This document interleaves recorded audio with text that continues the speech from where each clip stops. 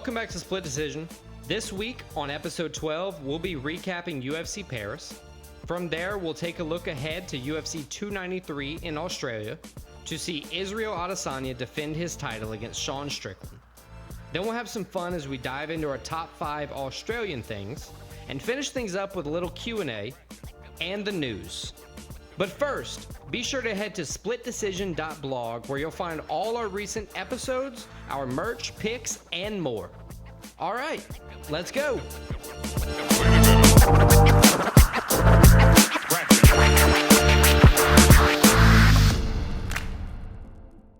All right, so UFC Paris happened this past weekend in the Accor Arena.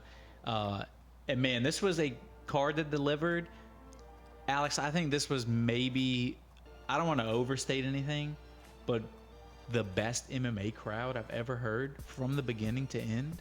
Yeah, I learned a lot here. They care about their MMA in France. Well, they've...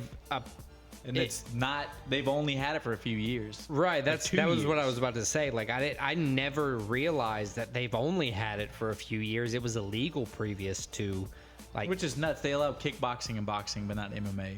Yeah, and, you know, they like to get bloodied in the streets. It's a fighting cult. Like, they have... In kickboxing and boxing, they've had, like, fighters. Bad dudes, yeah. So let's move on. This was a great card. As we said, great crowd. And the main event, I would say it was a great fight in that it was a back and forth, but it was a great fight where one fighter put on a fantastic performance and kind of cemented himself as one of the top guys in the division, even though we probably already knew that, but he just furthered it. Ciryl Gane dominated Sergey Spivak. First round finish, he came out masterclass on the feet. He was hitting him with all kind of shots, fist, elbows, kicks, especially to the body. Spivak tried what any guy does against a great striker. He tried to take him down. Ciryl Gane showed a huge improvement in his takedown defense. Huge improvement compared to the Jon Jones fight, where I know it's not the same kind of grappler, but you could tell it was a focus of his training camp coming in, the ground. And Ciryl Gane, first round TKO, he just showed, I'm still at the top of the division. I'm still got to look out for. He moved to 9-2 in the UFC. Only 2 losses are to Francis Ngannou, who's no longer in the UFC. By decision, you have to remember. By decision, and both Dana White and him have said he'll never be in the UFC. And Jon Jones, who's literally the greatest of all time. Ciryl Gane's a guy, I feel like because of those losses, he had a huge potential. Because of those losses, people kind of look down on him. But he is one of the best, most talented strikers and I think fighters in MMA. Yeah, I totally agree. Sergey Spivak's really best shot to win this fight was to find a way to get Gane to the ground. And to your point, I think you said it perfectly in a weird way. Gane spent this training camp focusing on the ground. There was no way he was going to let Spivak beat him on the ground. Right. So his takedown defense was very, very strong throughout. But he struck consistently, pouring on damage with a true variety of ways. You know, he landed very powerful jabs, strong leg kicks, and body shots. Those being like really the most effective of his arsenal on Saturday. So he just decided to keep pouring those on. And then, as everybody knows, Gane won by TKO. You know, it was a clean performance. It was a great opportunity for a big, like we talked about a minute ago, a big French crowd to show why there needs to be more cards there. And honestly, I just have like 2 questions. Hold on, I have 2 things to say real quick. Okay. I had 2 big things highlighted on my pre-fight notes that really stood out. For Ciryl Gane, I had great kickboxer. Okay. And he came into this and he showed he's an elite kickboxer. Yeah, it kicked his the fucking way, ass. as you said, his variety of strikes, punches, elbows, kicks, knees, body, head, all over the place. He was unpredictable, and he showed who he was.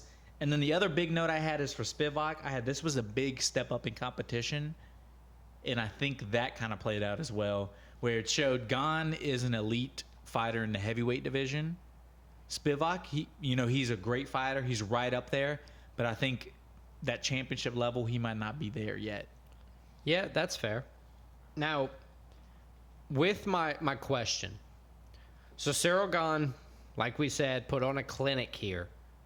What do you think's next for Cyril Gane? Who do you think he fights next? Do you think he fights the man who's seemingly on fire, Tom Aspinall? Or does he get to go directly after John Jones next? That's really my only question here. So Who does he fight? I don't think, one, he's earned a John Jones shot again after losing so convincingly, even though this was a very convincing win. Right, he did win against the number 8 contender. Two, I don't think John Jones, he's kind of indicated this might be his last fight against Stipe. So regardless of that, I think the fight that makes the most sense is Tom Aspinall. Tom Aspinall probably, I would say, deserves a title shot, but he said he's down for this fight. I think that's the fight that makes the most sense. But if that fight falls through, Pavlovich, the other guy in the division who's on a tear, Pavlovich? the other guy in the division who's on a tear, knocking guys out, that would also be a great fight. Any of those, a combination of Gane, Pavlovich, and Tom Aspinall fighting, whichever two decide to fight next, that's the fight I want to see. Okay, well, let me throw one little curveball. What about the winner of Tai Tuivasa, Alexander Volkov? Would it be too much to ask for Cyril Gane to, let me say that without kind of a better way to say it, to gatekeep another title shot? I don't think by that would be a fighting bad one decision. of those two? I think if it comes out when everything settles that Pavlovich and Aspinall fight, I think that's a fight that would make sense for him, because it would show it's a dangerous fight, but it would give him, like, if he were to come out and dominate him on the Volkov on the feet, Right. or even Tai Tuivasa, who he did dominate on the feet, by the way. Yeah, but that would be a part 2. If Tai Part two, beats but Alexander Volkov. I'm picturing him versus Volkov. That would be a fight where if he came in and did the same thing to Volkov that he just did this weekend, yeah, instant title shot. I think any of those fights make sense. Yeah, so what we'd be looking at Aspinall. I think regardless, Gane is one. That's probably impressive the most win. likely fight is Aspinall next, to be honest. Aspinall's career has been on this rocket ship Aspinall said trajectory that's who he recently. wants next, but he's also down to fight Pavlovich, who he said this weekend as well.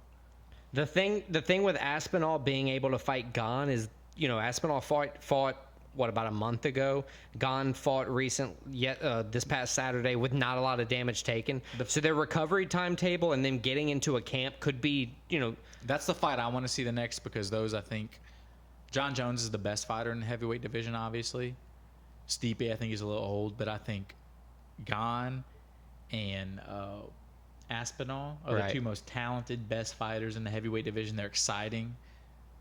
That would be the fight that I would be most excited for, Gane Aspinall. that would be a fun fight. In the co-main event for UFC Paris, we had Manon Fiorot. I apologize again if I got that name wrong. I'll do my best every time, but I can't guarantee I'm right. Taking on Thug Rose Namajunas. This was Thug Rose's first fight in flyweight. She had a very successful career at strawweight. She was a former champion. Two-time former champion. We saw this fight really with Fiorot being the bigger person physically and winning the fight, not largely due to that, but using that to her advantage throughout.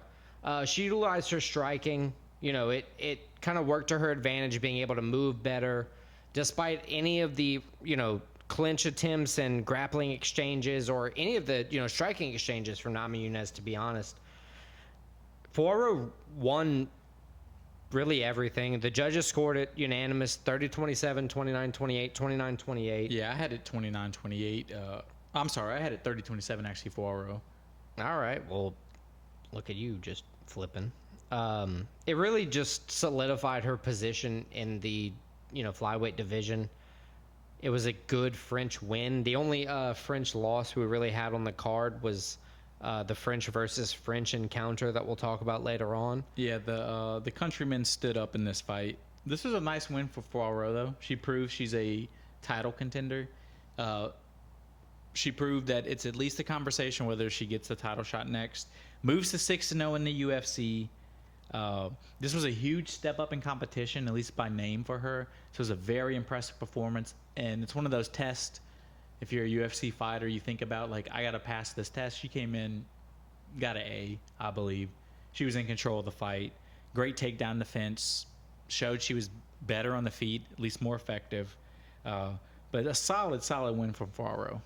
Yeah, she outstruck her, not by half, but like by a good bit, or at least the attempts were there. It was just a good showing by her. So with Poirot winning, even though it was a debut by Namajunas, do you think she gets a title shot, or because this is kind of like the last fight. Blanchfield just won in a dominant fashion. Does she get a title shot first? Shevchenko, Grasso fight again, in the next 2 weeks? Yeah, September 16th, I believe. Right, I think it's September next week. 16th. Next week. Yeah, it's the 5th right now, so by the time this fight happens, it'll be the 9th. Yeah, they'll be fighting the next week. They're all on the same kind of schedule to be... fight night, by the way. Yeah, that's a fight night championship title fight. That'll be fun. For Mexican Independence Day. So it really stands to say all fighters are well within range to be contending and fighting. So who do you think gets the next title shot? I wouldn't be upset with either one. I think both Blanchfield and Poirot have proven they deserve a title shot. They've won fights. They've dominated fights, kind of. I wouldn't be mad with either one, but I say if I had to pick between the two, I would say Erin Blanchfield. I think she's done a little bit more. She's been a little more dominant. And for being honest, she's the more marketable for the UFC. She's American and she's like 24, so that's something they could market. And that always, in the That UFC, does play a factor. that plays a huge factor. Yeah, it is a business at the end of the day. You have to think about that. They have Now, business and they have shareholders. Question, to convolute things a little bit more. Does Poirot have to fight Blanchfield before either gets a title shot? Because you have, a title, a potential title exchange or a title defense happening the next Saturday. That could cause I think that I wouldn't be upset about that fight either, because that would be a title eliminator. I don't know if I'm either girl, I take that fight, because if you're either girl or you're like an agent for either girl, a manager, you can advocate pretty hard that you deserve a title shot. So Right. I don't know if that's a dangerous fight to take for either one. Yeah. I think if one gets the title shot, whichever one, the other one might just wait, and you can't really blame them to fight the winner of that. No, I like either answer. I just know that this is a rare time in the women's flyweight division where it's very crowded. It's a good time. Right. Yeah, it's a good time. We haven't seen a time like this since Ronda Rousey, Holly Holm, Chris Cyborg were all, fighting in the UFC together. So I'm excited for the women's flyweight division. All right, so the next fight on the card was one of my favorite fighters, Benoit, God of War, Saint Denis, taking on Thiago Moses. Benoit, he came out and he put on a performance for probably the 4th straight time since he's been in the UFC. How did you see this fight, Alex? Man, honestly, I think God of War is a little bit of an understatement here. When we watched Saint Denis fight this fight, he's relentless and powerful. He's skilled both on the feet and on the ground, while he is a grappling ground connoisseur. He is very well-rounded. Look, to be honest, he kicked the shit out of Moises. It was a great performance by him. Right, like he kicked his ass. Not to say anything was wrong with Moises' attempt here. He just outstruck him. 123, 5 takedowns. He tripled the total output nearly of Moises. It was just a barrage that somebody couldn't handle. It was a great home win for France, and another The crowd loved it. high-level performance by another French fighter. And I think that's one of the reasons why, they had a UFC Paris fight card with a bunch of French fighters. They knew the crowd was going to get into it like this. Great matchmaking. Right. They knew it was going to be a high-level fight regardless of the winner. And there weren't, many fights without a French fighter who won here. Yeah, and I think Saint Denis, he moves to 12-1 overall, 4-1 in the UFC. He's a guy that's going to climb the lightweight ranks. It's the hardest division in the UFC probably, but he's proven. Thiago Moses, he wasn't ranked, but he's a guy right on the cusp of the rankings. Very impressive win. We mentioned it earlier. You mentioned it earlier. He's a ground guy. Like, his specialty's ground. He's great on the feet. Thiago Moises, his strength is on the ground. So although it wasn't a submission, he dominated Moises on the ground, got the TKO finish from the ground. I mean, overall, I don't think Saint Denis could have wrote a better script for how he wanted this fight to go. No, I absolutely agree. On this one, being that the lightweight division's always so stacked, where do you see this going? Moises, like you said, was not a top 15 contender at the time. He was close. I think this win with Saint Denis, his fourth, you said, in a row in the UFC. I think this one gives him. UFC. Oh, so 4-1 in the UFC. I think this gives him a top 15 opponent. I agree. I think any guy ranked between like 11 and 15, he deserves. So like a Rafael Dos Anjos, a Jalen Turner, Matt Frevola, Diego Ferreira, any of those? Any of those, especially I like Jalen Turner. And who's the guy you said after him? Matt Frevola. I would like that fight as well. Both of those would be good. I think seeing how well-rounded Saint Denis has been, I slept on him his last time out. I thought Ismail Bonfim was going to win, but he, just completely dominated that performance, choked him out. He's so and well-rounded. then went on, like you said, and beat a ground guy on the ground. Even though it was TKO, he still, finished on the ground. He got a takedown early on. He got a second takedown. Finished the fight. I think a Matt Frevola, even Rafael Dos Anjos would be a good fight. I would be fine with any of those. He's a guy definitely to look out for. He should get a ranked opponent next, and let's see what happens. So let's move on to the next fight. What you got? So we had Volkan Ozdemir taking on the late replacement. No time. Bogdan Guskov. Light heavyweight fight. And honestly, in this fight, Ozdemir needed the late replacement. He was trying to right the ship, change direction in his career. He had lost 3 out of 4 coming into this. Kind of rough in the UFC. You don't normally, vet too. Right, you don't normally get a lot more attempts out of that. But because he's a vet, he's able to kind of hold on. This was a fight we both got our picks wrong, and I think bets wrong, but we should have known. As a guy with 12 UFC fights coming in against a debutant. Right, that would be the French word for debut. We should have known.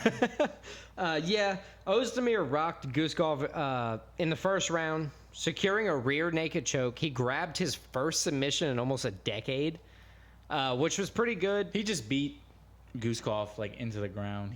He took his will away with some of the shots. Yeah, he beat him up on the feet, and then he was so hurt, he would have let anything happen on the ground. Right, absolutely. He capitalized on his, what was given to him. He made the best of his performance. Honestly, in this fight, he's not, high up on the rankings. He's probably not even ready to face a top 15 contender with this fight. I venture to guess we see him on another prelim. I wouldn't say he's not ready because he's a super vet, but he's not deserving of a top 15. Deserving is probably a better word. I think we see him on another prelim card. If he wins again, I think we might see him take another run, Yeah, he's got to put some wins together, then we'll worry about a run. Right. But from there, good win by Volkan Ozdemir. You said no time? Volkan No Time Ozdemir. Holla back, girl. All right, so the next fight on the card was the only fight of the night that was 2 Frenchmen fighting. So it made the crowd, honestly, it was the only time in the entire night the crowd wasn't loud because they literally didn't know who to cheer for. Yeah, it was like a 50-50, we like Charrier. We like Zucchini. Yeah, so it was, no, actually it's William Gomez. Oh, I'm sorry. I was looking at the wrong headline again. Wrong card. So William Gomez, Giannis Gamore, a guy making his UFC debut in Gamore, taking on a guy in his 3rd fight, coming on a 10-fight winning streak. It was a pretty back-and-forth fight. Gomez, I would say, was winning. But this fight, not even probably, was the most controversial fight of the night. Gomez had a body shot kick where it hit Gamore on the belt line. Right. Gamore reacted as if it was a nut shot. Right. The ref disagreed, and instead of saying keep fighting or saying get up, just called the fight and gave the win to Gomez. Okay. It was one of the most confusing things I've ever seen in MMA. I have to say that wholeheartedly, that has to do with UFC being illegal in France. MMA. Or MMA being illegal. Well, I didn't know the term. MMA being illegal in France up until recently. because that kind of stuff, I don't know. I think that was just a dumb ref. that was ridiculous. Something was lost in translation. But there shouldn't be. They were in France, and it was 2 French fighters. Right, and the Gamori wanted to continue fighting like immediately. He's like, "Oh, it hurt, but I'm good." Yeah, one of the most odd finishes. So it does give Gomez his first career UFC finish, which I don't know if you can technically call it that, but technically you can call it that. He moves to 3-0 in the UFC, 11 straight wins. Listen, brother, Aljamain Sterling won the belt You're by right. a DQ, It's and he rode that lightning as hard as he could until O'Malley upset him. He got a finish. You're He right. got Gomez won by TKO, and the replay was upheld after a small delay. Gamore, that's a tough way to lose your first UFC fight. I think if you're the UFC, obviously it counts on his professional record as a loss. I don't But think they should counted treat- against him in a they're gonna professional treat him standpoint. like he's though. making his UFC debut, his next fight, I think. Right. I think he kind of gets a rare redo in the UFC.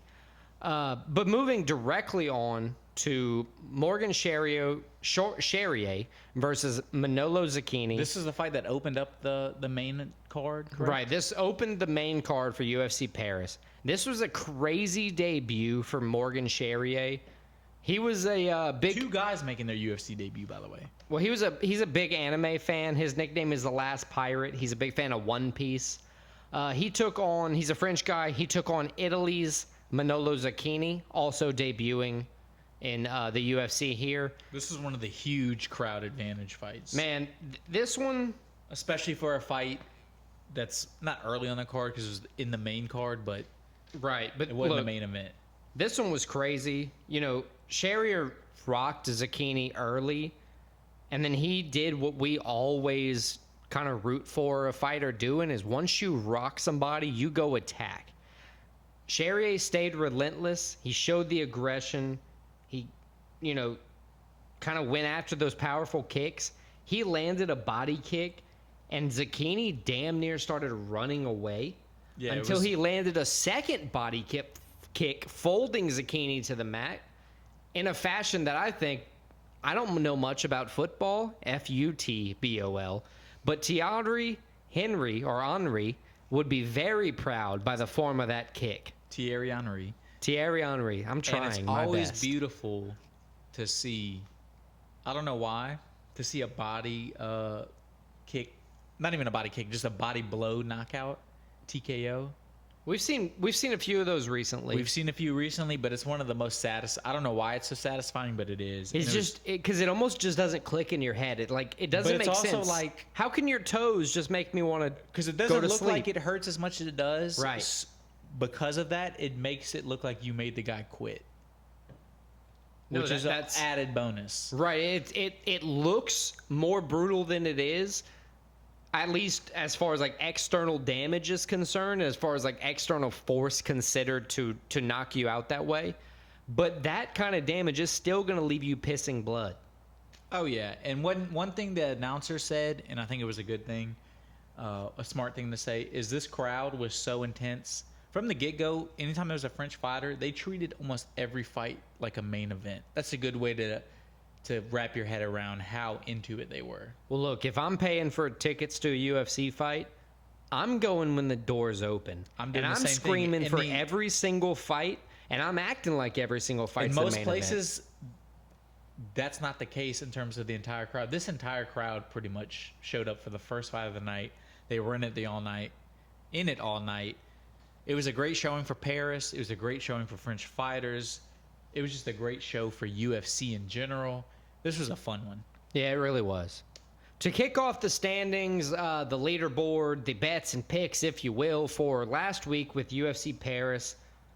Christian, this is a big congratulations to you. You pointed it out to me. This is the first time you've ever beaten me in picks. We've tied a few times, but props off to you. You beat me in picks. Happy about that, but also props off to you. I think this is maybe not the first time, but a rare time you beat me in bets. It's the second time I've beaten you in bets. I knew you would know. I normally tie you or lose, but I'm only now, I think, three losses behind you, or 3 wins behind you, I should say. So what's crazy is we had the exact 3 same MMA bets. Both went 2-1. So it came down to football.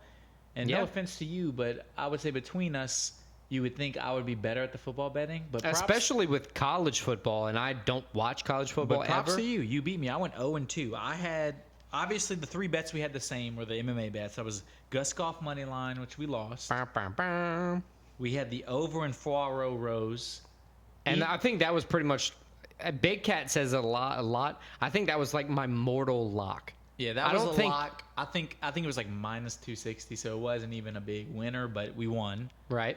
And then the other one we won was Saint Denis minus 160. I've been on the Saint Denis line. You jumped on it this time. Last time it was a lot more profitable. This time minus 160 as he gets better, obviously. But then our football bets.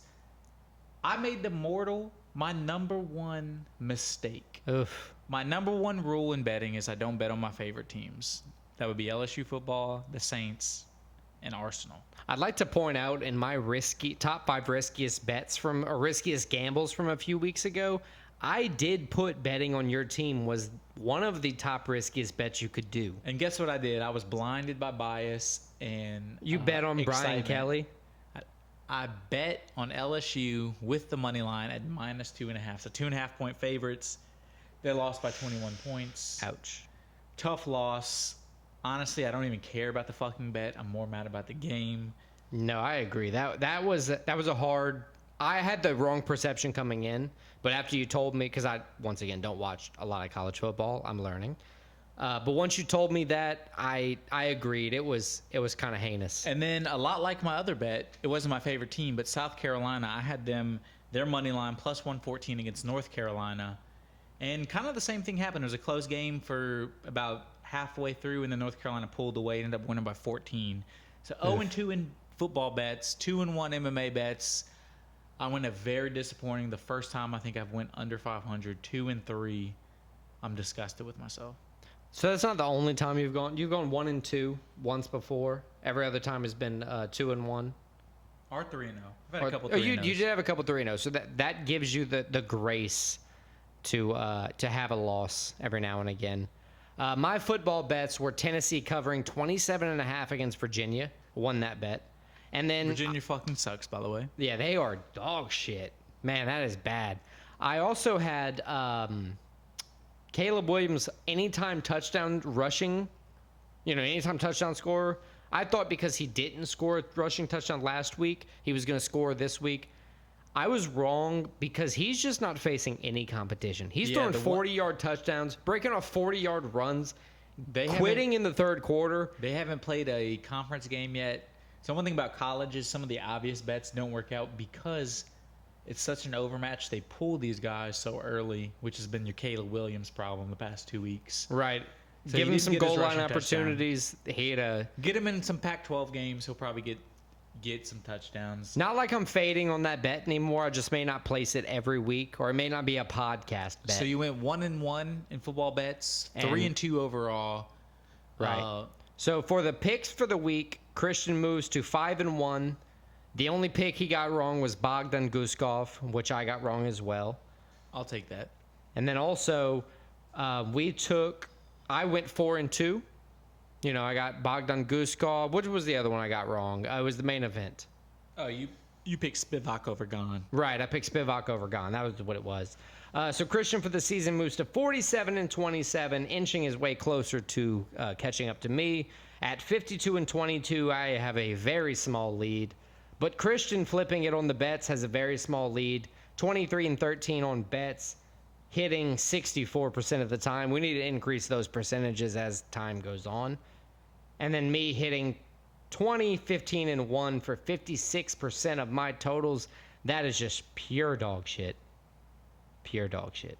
And to wrap up the unmentionable ChatGPT, they left UFC Singapore going 6-0, which Christian argued that was the easiest fight card to do. All favorites won. All favorites won.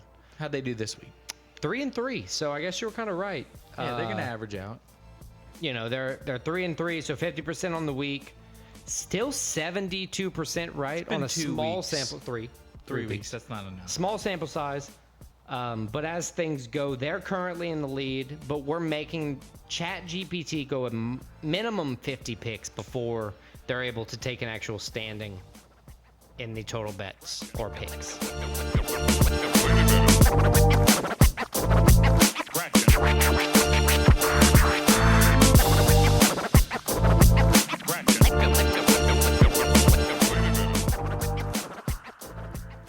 Kicking off UFC 293, we're going to be talking about prelims and main card. It'll be 9 total fights, but I want you to keep in mind this is Tuesday, September 5th. Something's at this point bound to get canceled, an injury, a weigh-in miss, so something might change by the time the fights. Honestly. Right. I just thought to maybe add that in there. But anyway, first fight we're talking about is going to be on the prelim. It's going to be Nasrat Haqparast. He's 14-5, 9 KO wins, 5 decisions, 1 KO loss, 1 submission loss, 3 decision losses. He's facing a UFC, how'd you say it for Paris? Debutant? Debutant. He's facing the debuting Landon the Lone Wolf, Quinonez Stewart. 7-1 total in his career, 5 KO wins, 1 submission win, 1 decision win, 1 decision loss, and then 1 draw. One of the cool things I saw here was Haqparast is 28. He's been in the UFC since 2017. 6-4 in that time in the UFC. He's lost to Bobby Green, Dan Hooker, Drew Dober, and Marcin Held, some true fighters in that time. And of course, like I said, he's facing off against Landon Quinonez Stewart. He's a debut fighter in the UFC. He's typically a KO artist in his own right, but he is facing his toughest competition. Christian, what do you think happens in this fight here? Yeah, I think this is a fight where it's a seasoned vet in Nasrat, who's had 10 fights in the UFC, even though he's only 28. And he's taking on a guy making his debut in the UFC. I think Nasrat gets the win. I think he moves to 7-4 overall. I think it just comes down to experience, honestly. He knows what's going to happen. He knows what to expect. Quinonez Stewart, he's got to be one. He's traveled halfway around the world for his UFC debut. They're not expecting him to win. No, I wholeheartedly agree with you there. I think Haqparast is also going to win. I think the difference in competition for Quinonez Stewart is going to be one of the main things kind of moving forward for that fight. I don't have any bets here, just the pick for Haqparast. And, I think he's going to just continue. I'm not fading on a bunch of Australian fighters for this weekend. Well, neither guy's Australian. You're right. All right, so the next fight we're covering is Jamie Mullarkey, the Aussie, a theme of the night, obviously, versus John Makdessi, the Bull, the Canadian. John, Makdessi hasn't fought since last September, so almost a year. He actually lost to the fighter we just talked about, Haqparast. He's 3-2 in his last 5 UFC fights. His last 6 fights, all decisions. So he's not a guy that goes out there and gets a lot of finishes. He's been in the UFC since 2010, though, and he's taking on Jamie Mullarkey, as I said, I don't want to say hometown guy, home country guy. He got KO'd in June, so he's trying to come back from that. Also 3-2 in his last 5 fights. He's a guy that it seems he either KOs people / TKOs people or reverse happens. He's kind of he goes in there and dies on a sword, I guess you would say. That's a good way to put it. Or wins on a sword. He's 4-4 in the UFC, so it's been up and down. Anything can happen in this fight. I think Mullarkey gets the win. I think it's a close enough fight where the hometown advantage is going to make a big difference. Or home country advantage. Right, yeah. So I was researching today. I found out that Australia is separated into 8 states. So he's from one of those. Obviously, if he's from Australia. Yeah, so that's pretty cool. Jamie Mullarkey, honestly, to win this fight, he needs to stay active early and often. Hold on, hate to interrupt you. Name a Australian state. Melbourne. That's a city. Fuck. Good call. Keep going. I didn't click past that. No, I'm saying research. keep going with your... No, I'm saying... Yeah. So, Jamie Mullarkey, he needs to stay active. Good call. You got me. He needs to stay active early and often to win this fight. He is favorited, but we've also seen John Makdessi, be able to put it on. He's won by decision 9 times. He's won 9 times by KO. I think this one here ends with the Jamie Malarkey victory, but I also think this fight goes to the decision. I pick as my first bet of the night, Jamie Malarkey, John Makdessi over. I think it's minus 115 right now. And, I locked that in as my first bet of the night. This featherweight matchup for UFC 293 against Jack Jenkins and Jose Mariscal. Another Aussie, Jack Jenkins. Right. We're going to have a lot of hometown heroes on this card for the Aussie people. Aussie and New Zealand, Kiwis. There we go. The Oceanic region. So both fighters here fought on the Topurio Emmett card, UFC Jacksonville. Jack Jenkins has a homecoming fight here. It's more Mariscal's second fight in the UFC. He won by decision over Trevor Peek in his debut. What do you think happens in this fight? So I think this is a fight between two guys that we have one guy in Jack Jenkins who is a well-rounded fighter, but he does have power in his hands. And you're taking on a guy, Mariscal, who before the UFC, he was a KO guy. He did get a decision in his first UFC fight, but that's a step up in competition. That's expected. So it's two guys I think that are going to go out there and try to finish the fight. Two guys that haven't fought a lot in the UFC, but I think Jack Jenkins gets it done. I think this is a pretty even fight, and I think home crowd, especially traveling that far to Australia, plays a big advantage. Jack Jenkins, my pick. Yeah, I'd agree there. I think Jack Jenkins is going to win this fight. I think he goes out and I think he shows a better camp. I think he, like you said, vibes off the home crowd. I think Jose Mariscal, just doesn't have what it takes to win this fight, on Saturday. I think Jack Jenkins wins by decision. All right, so this one we have our first New Zealand fighter of the night. Still kind of a home country fighter. I know it's not the same country, but same region. Carlos Ulbrig, the Black Jag. He comes in 4-1 in the UFC. After losing his first UFC fight, he's won 4 straight. 3 of those KOs, the last 3 of those KOs, all first round. So very impressive. He goes in and gets it done. He's taking on Daewoo Jung, a South Korean who comes in on a 2-fight losing streak. He is 4-2-1 in the UFC. So before those 2 fights, he was doing pretty well, 1-4 out of 5, but he's kind of hit a snag. His not only win, he has a win against Kennedy, and how do you say his name, Alex? Nchukui, who, the only reason I bring this up is because it's Ulbrig, who's 8-1. His only career loss is to Kennedy. So he does have that win, and I think that's why, if you're a matchmaker, it looks like their careers are going different directions, but you can justify making this fight. I think it's going to be a good fight. I think it's going to be an exciting fight. I have Carlos Ulbrig, the Black Jag, and I also have my first bet of the night. I have the under. I think this is going to be a quick fight. It's going to be a knockout. I think Ulbrig wins, but Jung could catch him. He could get the early knockout. What do you think happens? Yeah, I saw Jung's knockout against Nchukui earlier today when I was kind of researching both of these fighters. It was an all-elbow affair. But I'll say it was, it wasn't the brightest showing from Chikui as we've seen. Black Jag's only loss being to him is significant because, in most hierarchy situations in the UFC, one beats one gets to kind of trump the other in a lot of situations. They always say MMA math never makes sense because guys that beat guys lose to other guys, and then right. So at the end of the day, though, the only thing that really matters is who's holding the light heavyweight belt, and it's neither one of these two. In regards to that, they're both just kind of traveling on their way to get there. I think Carlos, being as favored as he is, I think he wins the fight. I think he stops Daewoo Jung in his tracks. Honestly, I think he gets the win here. I agree with you. Early knockout. No bets, just the pick here for me.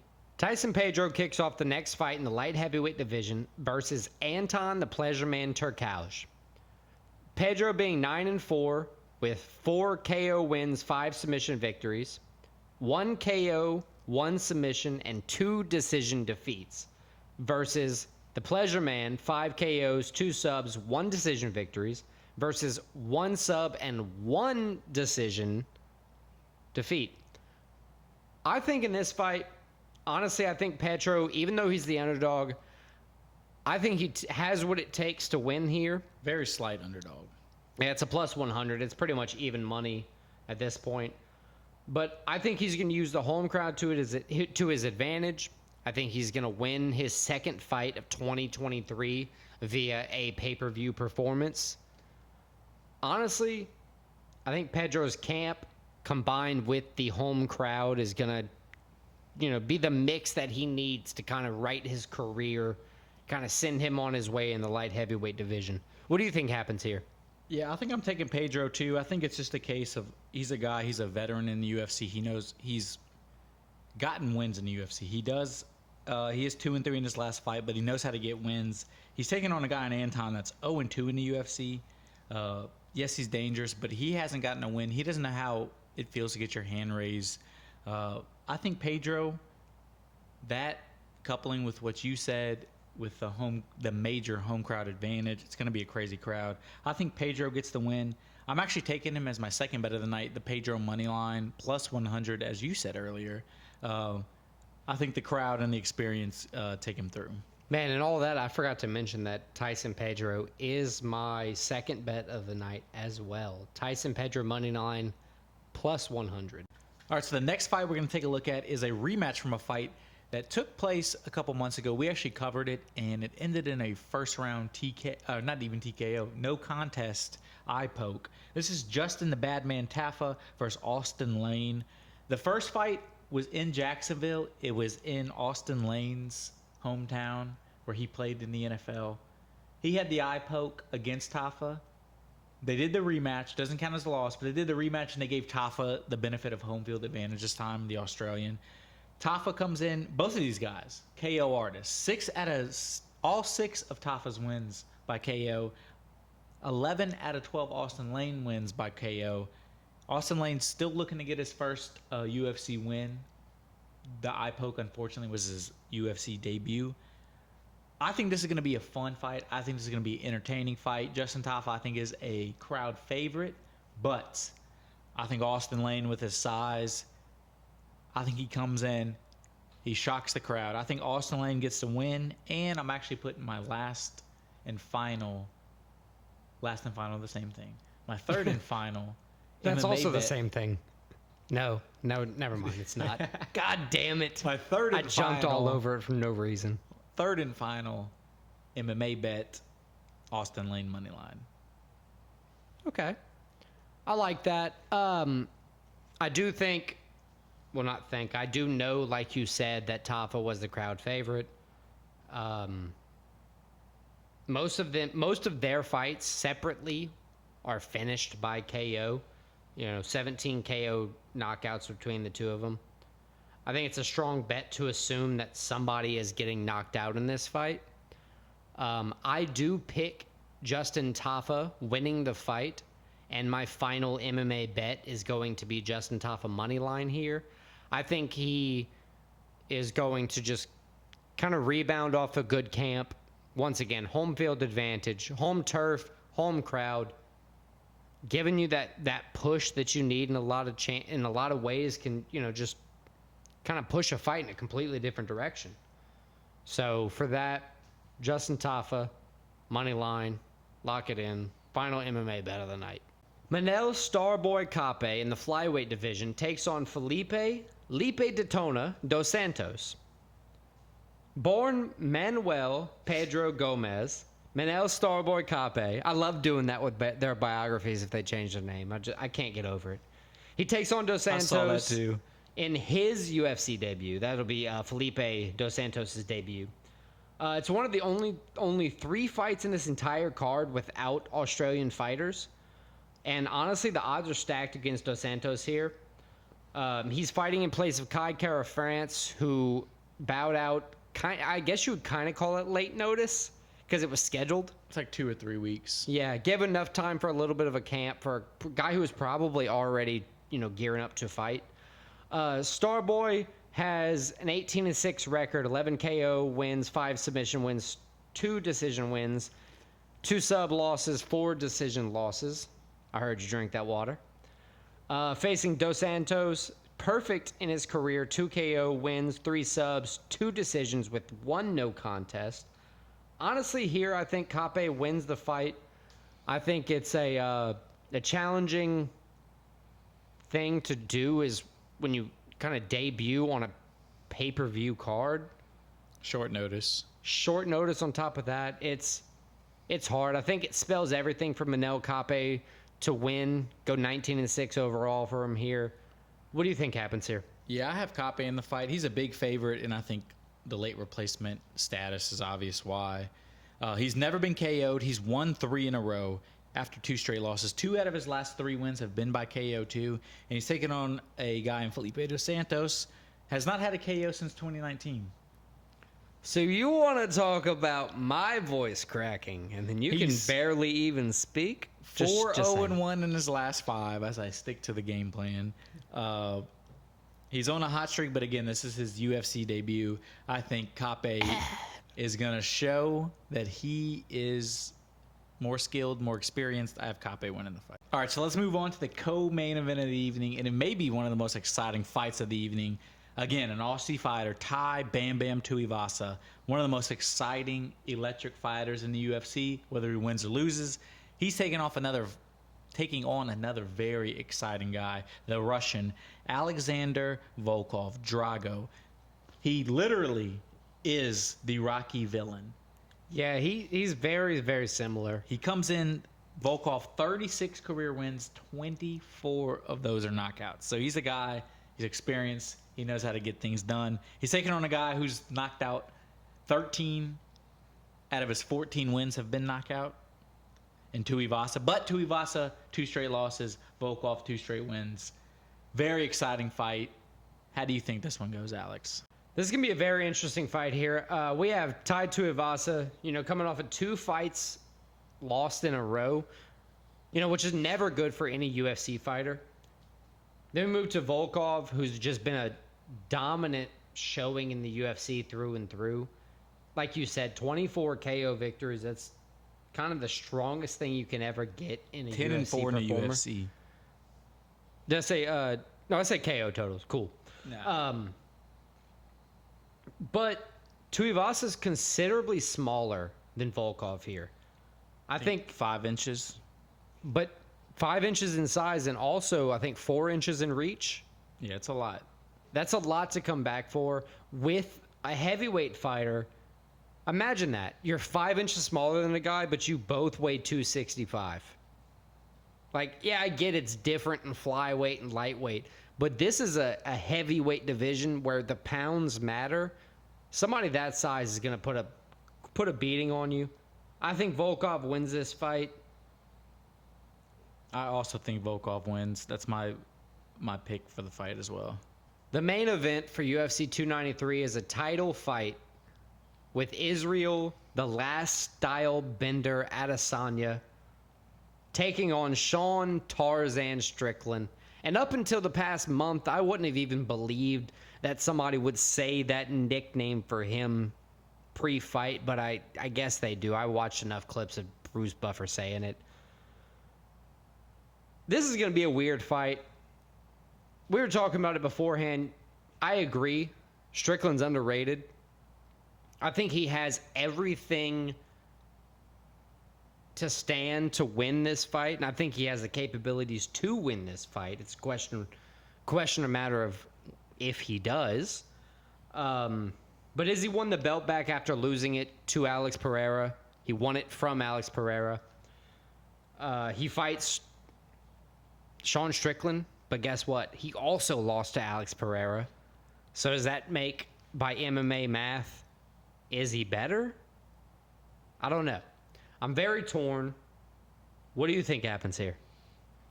So I think Israel Adesanya, he's the possible greatest of all time. He has a resume that stacks up with anybody. One of the most skilled strikers in the UFC. I think he's happy to fight somebody that isn't Alex Pereira, as his last 2 fights were Potan. Sean Strickland, as you said, is underrated. I think he gets a lot of shit just because of the way he talks and presents himself. But if you look at his resume, he's been around for a long time, since 2014, in fact. He's won a lot of fights, 14-5 in the UFC, 27-5 overall. So he's a guy that knows how to get in there and get victories. He knows how to win. As I said, he knows how to get decisions.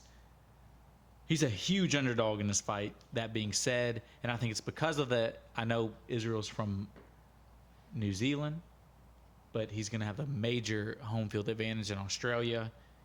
He's the more skilled guy. I think Strickland maybe makes it closer than we think, but I think Izzy ends up finishing him probably like in the 3rd round TKO. I got Israel Adesanya as my pick. I have to agree there. It's too much of a gamble to go against Sean Strickland here. While I do believe he wins the press conference battle, I would. Press conference is the exact opposite odds in Strickland's favor. Right, Adesanya is kind of just corny in that regard. But I agree with you there. I think Adesanya keeps the belt. He's never lost 2 in a row. I don't think he will this time either. So I think that wraps up our UFC 293 293 preview. Excuse me, I don't know what happened there. Parrot. We gave our 3 MMA bets. How about we give our 2, as we said we were going to do, football bets? And since this is the first week of the NFL, we can give NFL and college bets. So I think we both actually went 1 NFL, 1 college to start it off. You want to give me your 2 football bets of the week? Yeah, so I'm going to start off with the Chiefs winning the Super Bowl. No, I'm kidding. That'd be the least payoff of a bet, at least for times consideration, you could ever have. My number 1 bet is college. I'm trying to get into watching college football here. It's better than the NFL. If y'all have any ideas about what team I should be watching, comment your favorite team, and I'll check out their game this Saturday while the fights or before the fights are going on. I'm picking Colorado covering 2.5 over Nebraska. I also have Colorado in my bet, but it's not the spread. I just have Colorado money line. I need to get a win here in football. I took Colorado minus 162 money line.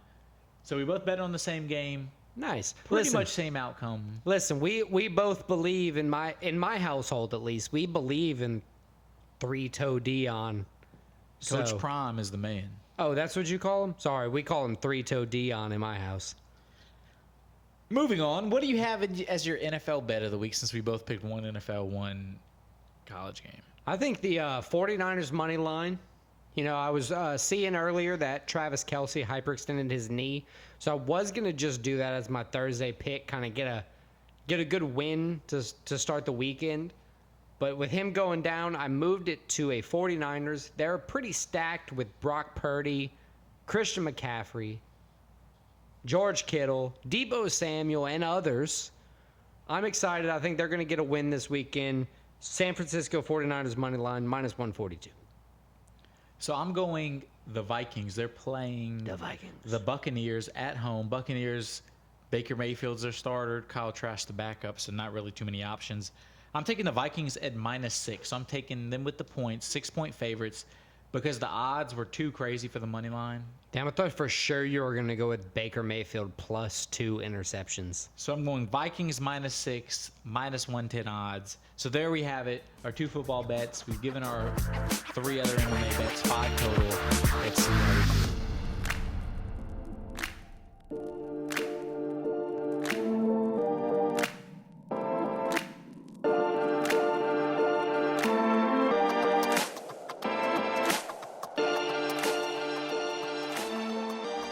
All right, so the theme of the top 5 this week, I'm sure you could guess it if you've been following along. Fights are in Australia. The theme is top 5 kangaroos. Top 5 Australian things. Way God to give damn away it. 2 of our fucking guesses, Alex. Or 2 of our picks. Let's start off with our top 5 Australian things. What do you have number 5, Alex? Man, I remember watching a movie with what's the longtime guest on PMT? He was just on there. Jerry O'Connell. Kangaroo Jack. Yes, good movie. Good movie. Underrated movie. Number 5, kangaroos. That's a good pick. I have kangaroos later on my list. Not number 5. Kind of embarrassingly higher than number 5. But my number 5. I respect it. Is you hear this and you think Australia. You also think Survivor. The didgeridoo, the Australian horn that you blow in. You hear it, you think Australia. What do you have as number 4, Alex? So my number 4 is the Tasmanian devil. That's a great one. The animal or the cartoon? Right, I was going to say not the actual animal, but the cartoon, because I don't know what the actual animal looks like. It's growing up, I just always saw this. Whatever. The name's iconic in America for some reason. Is the name of the animal a Tasmanian devil? Devil as what? Devil as well. Tasmanian devil is the name of the animal. So what is that? Is it a marsupial? It's either that or like some kind of rodent, but apparently it's pretty vicious. I think it's the coolest sounding thing. You think of it and you think Australia. So if there was a top 5 Earth things, I would also put Tasmanian devil on the list, because that's a hell of a name for somebody to come up with for a living creature that is very rare.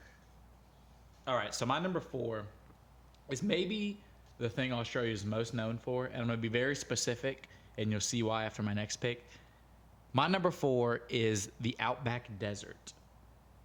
I think this is one of the things that takes up most of Australia, has so many of the iconic Australian animals.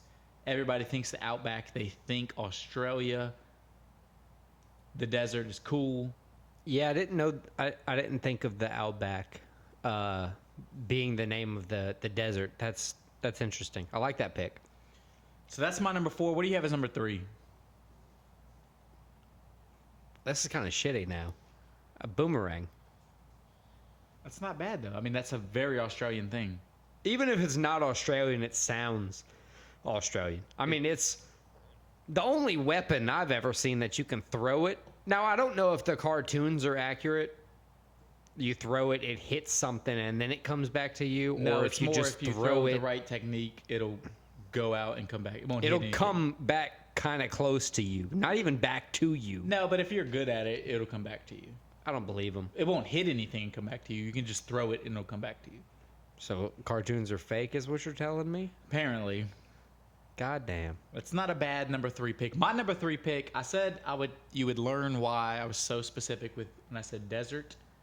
Yeah, because your last one was the Outback Desert.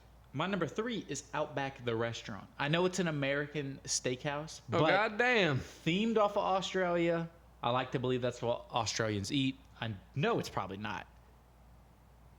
But it's great. Bloomin' Onion. I don't think you can go wrong with Outback the restaurant. I got both Outbacks. Is what it is. What do you have as your number 2?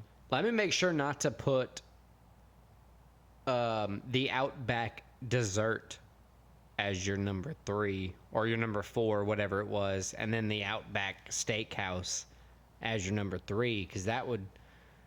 It's got to be desert, not dessert. Correct. Right. So my number 2 is what you're asking for, or my number 3? Your number 2. You gave me your number 3. Right. What's your number 2? My number 2 is Outback Steakhouse, the home of the Bloomin' Onion. God damn it. Exactly what I said. Yeah, it's a good pick. It is a good pick. But it's a good... I mean, they have good steaks. I will see your same pick, and I will raise it another same pick. My number But first, 2, wait. Did you know that Outback Steakhouse gets their steaks from the same place that Ruth Chris's Steakhouse gets their steaks from? I mean, honestly, I've never had a bad meal from Outback, so I'm not surprised. Right. So just keep that in mind. Next But time as you I order said, food. if you said same pick as me. 2. Yeah, I 2 took for you. I took 1 for you too. So you said it earlier. Kangaroos, number 2. Damn, your number 2 is kangaroos? Dude, they're Australia. They're badass. Dude, they fight people. They can beat the shit out of people. They I don't know. I've seen box. quite a few videos They're of... pretty much a Pokemon. You know, I can't argue there. They're buff. Some of them look Some of them are surprisingly yoked, which is terrifying. cool. Kangaroos, they're cool. They hop. They jump. They have a little pouch. I like kangaroos. What's your number one Australian thing? Probably not our strongest top 5, but let's hear your number one Australian thing. Man, this is probably one of the stronger top 5s I've had, in all honesty. It's not straying from the course. It's giving things that are Australian at heart, not the lackadaisical misnomers of Australia. You know, I had things on the list like shrimp on the Barbie, which is not Australian because they call them prawns, apparently. So that's interesting. Prawns on the barbie. Right. I had a few things on the list. At the end of the day, I went with the number one Australian to me growing up. It was Mr. Steve Irwin, rest in peace. He was on some great television shows when I was a kid. The crocodile hunter. Right. He's iconic. Everybody knows him, especially people our age. Steve Irwin was the best. He unfortunately met his untimely demise. From a bitch-ass stingray. From a bitch-ass stingray. I think that's a Cat Williams bit. Right. So Steve Irwin, the crocodile hunter, you're number one? Number one Australian, Steve My number Irwin, one is another the crocodile hunter. My number one, another badass Australian man. This guy is more themed with what our podcast is about, MMA. So my number one is, I think, the pound for pound best fighter in MMA right now. I think he's the most dominant champ recently. It's Alexander Volkanovski. He's a cool dude, fun to watch, active, will fight anybody. I think he beat Islam. Alexander Volkanovski, not only is he the best Australian person I know of currently, he's the best Australian thing. So to kick off the news segment with a little bit of the UFC roster watch, we have the removal of the Korean Zombie. He's officially retired out of the ranks. We have Tafan Chikui. He was 2-4 in the UFC, so he'll be moving back down to his regional circuit. Cut. Ashley Evans Smith. Listen to this. 1-5 in the UFC. She was just a body, I guess. Cut. John Hathaway. Maybe we don't need to be mean about the cuts. Going on to a new promotion. That's the best way to say it. Going on to a new promotion. I like that. Then UFC ads are going to be the Ultimate Fighters Season 31 winners, Mr. Kurt Holloway and Mr. Brad Katona. Nice, nice. Austin Hubbard also received a UFC contract due to his performance in the finalist Kurt bout. Holloway as seen on Split Decision. And then Reese McKee also awarded a UFC contract over the weekend. What kind of news you got for us? So we talked about how exciting the card was this weekend, how great the crowd was in Paris, how fun of a fights they were to watch. Even you could like feel the crowd through the TV. Well, Paris comes with good and bad. As great as that crowd in Paris was, while the fight was going on in Cyril Gane's penthouse in Paris, it got robbed. I think they estimated about $160,000 worth of items stolen. So that kind of sucks. While you're having one of the biggest nights of your career, you're literally getting robbed. Probably having one of the worst personal nights of your career, of your life. I'd be interested to know when he found out about it, because after you're not just going home. You're on such a high. Right, you're going to celebrate. You're going to do something. Honestly, he's probably planning to celebrate. Then he heard, and then he's like, "God damn it, I got to go home now." Big day for the robbers, knowing when you're not going to be home. Apparently, that's a common thing in Paris. It happens to soccer players a lot that live in Paris. That's interesting. In other interesting news, Paul Felder entered back into the USADA testing pool recently. The triathlete, Paul Felder. Talking that, the Korean Zombie sparked, the desire in his heart to fight again potentially. And he said he doesn't know if he wants to fight again, but he's getting back in the testing pool just in case the opportunity arises. It sounds like he wants to have a fight, one more fight in him, just to kind of have a send-off, which I very much respect. You mentioned it on Twitter. He Paul Felder was able to enter the testing pool before Conor McGregor. Yeah, kind of crazy when you think about it. Yeah, we've known that McGregor has been fighting for months now, and he still hasn't tested. So what does that say for things moving forward with the UFC? Is testing a joke? What's the thing? Who knows? But shout out to Paul Felder. Honestly, that's respect to him. And I think that kind of wraps it up for episode 12 of Split Decision. Check us out next week when we recap UFC 293 and take a look ahead to UFC Noche, Grasso Shevchenko 2. Australia has the world's largest population of wild camels. Thanks for listening to this episode of Split Decision. Check us out at splitdecision.blog to catch up on all our recent episodes, picks, merch, bets, and more.